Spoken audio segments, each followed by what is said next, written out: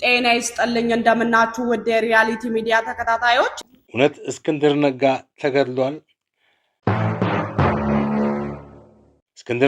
ተገድሏል የሚሉ መረጃዎች በተለያዩ አካባቢዎች እየተደመጡ ይገኛሉ።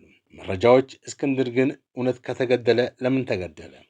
እንደሚታወቀው እስክንድር ነጋ የቀድሞ የአፋሕድ አመራር የነበረ ሲሆን በርካታ ጊዜ ከመንግስት ጋር ተደራድሮ ወደ ሰላማዊ ህይወቱ ለመመለስ ጫፍ ደርሶ የነበረ ቢሆንም በተደጋጋሚ ጫካ ኑሮን የመረጠና ጫካ ሱስ የተጠናወተው በመሆኑ ሰላማዊ እንቅስቃሴ መምረጥ አልቻለም።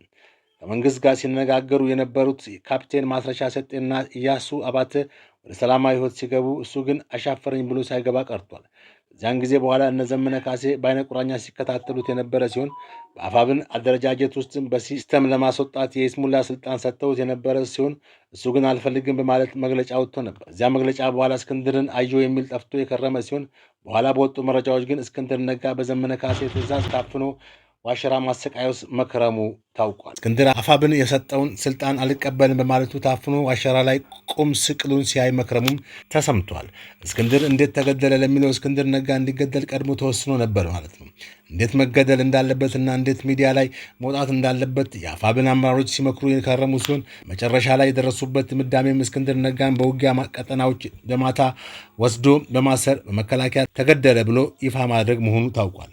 እዚህ ቅድ የተመረጠው ቀጠና በአዊ ዞን ውስጥ የሚገኘው የጫራ ቀጠና ሲሆን በዛ ቀጠና ባሳለፍነው ወር የተደረገውን ውጊያ ምክንያት በማድረግም እስክንድር እዛ መገደሉን ይፋ ለማድረግ ቀጥሮ ይዘው ነበር። እውነታው ምንድን ነው?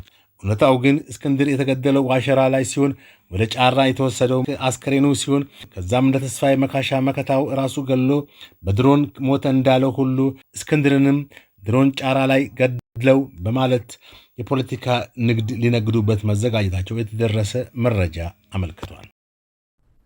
የተከበራችሁ አድማጮቻችን ከሪያሊቲ ሚዲያ በሌሎች ዜናዎች እስክንመለስ ድረስ ሰላም ቆዩን እያልን የሪያሊቲ ዩቲዩብ ቻናልን ሰብስክራይብ በማድረግ አዳዲስ ዜናዎችንና ትንታኔዎችን ያገኙ። ሰላም ቆዩን።